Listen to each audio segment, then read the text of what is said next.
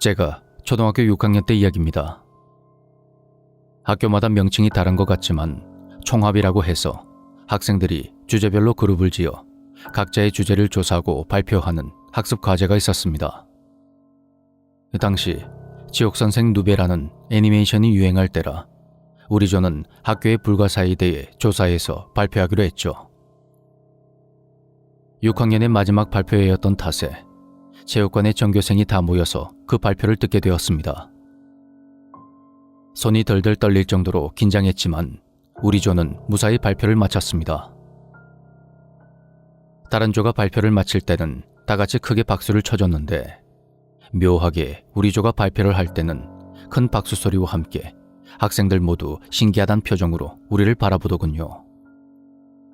우리는 역시 너무 이상한 주제였나 하고 다른 조 발표를 듣는 척하며 우리끼리 반성을 했습니다. 우리는 발표회를 마친 뒤 교실로 돌아왔고 감상문을 적은 후 종례 시간이 이어졌습니다. 당시 담임 선생님은 아이들에게 인기가 많았던 아주 유쾌한 분이었는데 종례 시간에는 늘 그날 있었던 재밌는 이야기 같은 걸 들려주시곤 했었죠. 그날 이야기의 주인공은 놀랍게도 우리 조였습니다. 7대 불가사의라는 재미난 주제를 전부 발표했는데도 6개밖에 못 찾았다고 말한 게 진짜 괴담 같아서 좋았어. 그렇지만 다들 7개를 다 말할 줄은 몰라서 아이들 모두 어안이 벙벙해 하던 게 진짜 제일 무섭더라고. 잘했어. 그러자 우리 조를 제외한 나머지 반 아이들이 모두 고개를 끄덕였습니다.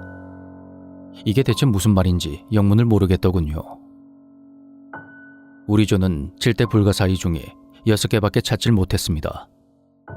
조원도 마침 딱 6명이었기 때문에 한 명이 하나씩 발표를 맡은 뒤 이것밖에 찾지 못했다고 말하고 발표를 마쳤던 것이죠.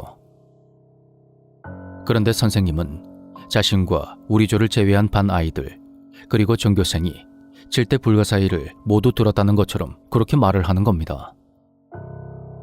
우리는 6개밖에 발표하지 않았다고 말했지만 아이들은 또 겁주려고 그러냐며 다들 웃어 넘기려 했습니다.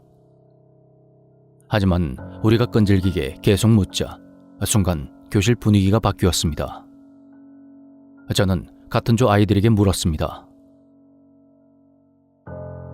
아니 그럼 대체 누가 2번 발표한 거야? 조원은 6명이고 돌아가면서 한 번씩 발표한 건 확실해. 이야기가 7개였다면 분명히 누군가 발표를 한 번 더 했을 거야. 그런데 아무도 대답하지 못하더군요. 조원들은 고개를 갸웃거리며 서로를 지목했는데 그것조차도 명확하지 않았습니다.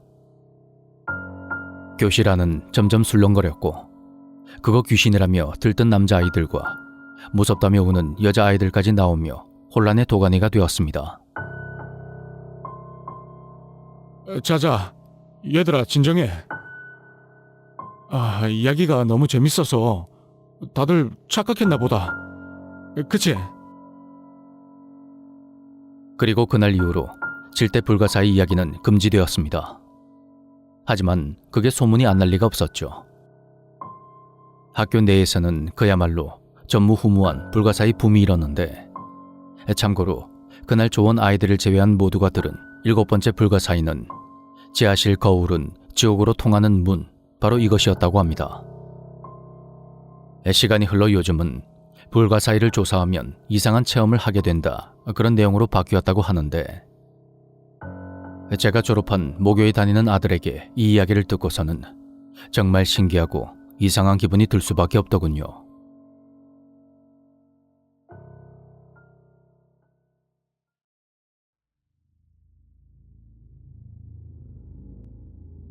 고등학교 졸업 후 특기라고 해봐야 시력이 좋은 것 정도였던 내가 다행히 부동산 회사에 취직을 했어. 당시 나는 부동산에 대한 기본적인 이해와 민법 공부, 자격증 준비까지 여러모로 바쁜 나날을 보내고 있었지. 처음 발을 디딘 사회생활은 쉽지가 않았고 마음이 꺾일 것 같은 적도 여러 번 있었어. 그때 나는 사귀던 여자친구와 헤어졌고 아버지마저 갑작스레 세상을 떠났기에 여러모로 힘겨운 시간들을 보냈어. 참 신기한 게 사람이 숨을 쉬고 일을 하고 밥을 먹으면 시간은 제멋대로 흘러가더라. 정신을 차리고 보니 회사에 입사한 지도 어느덧 3년이 다 되어 있었지. 하지만 아무리 일이 익숙해졌다 해도 업무를 하는 만큼 피로도 쌓이기 마련이었고 가끔 연휴 전날 밤이라도 되면 죽은 듯이 침대로 쓰러지기 일쑤였어. 그렇게 날이 밝은 연휴 첫날 토요일. 내 기억으로는 아마 5월 중순쯤이었을 거야. 창문을 통해 들어오는 기분 좋은 바람에 눈을 뜨니 이미 오전 10시가 넘어 있었어. 외출도 하기 싫고 딱히 무언가 하고 싶은 마음이 없던 나는 멍하니 오늘은 뭘 할까 생각하고 있었지. 그때 창밖에서 저 멀리 목소리가 들려왔어. 좀 기다리라니까. 나오짱, 조금만 기다려. 그건 무척 즐거운 듯한 여자의 목소리였는데 멍하니 침대에 누워있자니 다시 한번 목소리가 들려왔어. 나오짱, 조금만 기다려. 아이와 술래잡기라도 하며 노는 건가 싶어서 무거운 몸을 일으켜 창가에 섰는데 소리는 길의 오른쪽에서 들려오는 것 같았지. 우리 집은 대로에서 꺾어 들어가는 30m 정도 되는 짧은 길가에 있는데 지은 지 10년 정도 된 2층짜리 아파트야.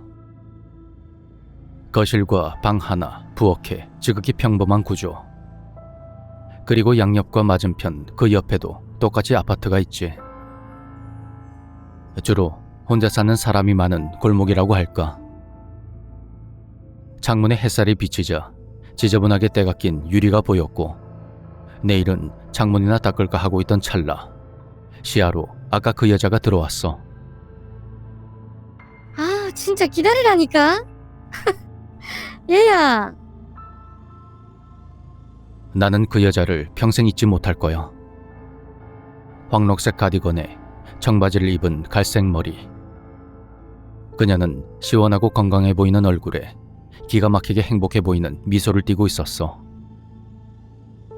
30대 중반쯤으로 보였던 여자는 팔을 약간 아래로 내밀고 종종 걸음을 하더니 이내 자리에 멈춰서서 역시나 기가 막히게 행복해 보이는 미소를 지었어. 하지만 그 팔 너머에는 텅 빈 길만 있을 뿐이었지. 옆에서 보면 혼자 웃는 얼굴로 소란을 떨며 길 걷는 여자로 보일 거야. 아무것도 없는 공간을 뒤쫓으며 말이지. 그걸 본 순간 나는 내 자신이 어딘가 이상해졌다고 생각했어. 너무 지쳤구나 하고 말이야. 그 행복한 미소도 아이를 부르는 목소리도 그녀는 정말 자연스러웠어. 마치 가족 사진을 찍는데 우연히 아이가 파인더 밖으로 뛰쳐나갔을 때의 그런 느낌이라고 할까. 대로를 향해 골목을 벗어나 교통안전거울에 비치던 그림자가 다 사라질 때까지 그런 분위기의 미소와 목소린 내내 이어졌어. 여자가 이상한 것일까? 내가 이상한 것일까? 아니면 둘 다일까? 어떤 게 정답인진 모르겠지만 뭐가 정답이라 하더라도 아주 슬픈 일이란 생각이 들더라. 왜냐고? 현실적으로 보면 둘 다 이상할 거야. 하지만 보이지 않는 무언가를 향해 웃으며 말을 건네는 여자도, 그리고 골목을 벗어나 교통안전거울에 비치던 그녀의 뒤로 보일 듯 말 듯 따라가는 아이의 그림자를 분명히 목격한 나도 말이야. 참 이상하고 슬프지 않아? 내 이야긴 여기서 끝이야. 극적인 스토리도 제대로 된 마무리도 없는 그저 그런 이야기로 들릴지도 모르겠다. 근데 난 그런 걸 몇 번이고 보게 될 때마다 이렇게 느껴. 잘 알 수 없는 것만큼 두려운 것도 없다고 말이야.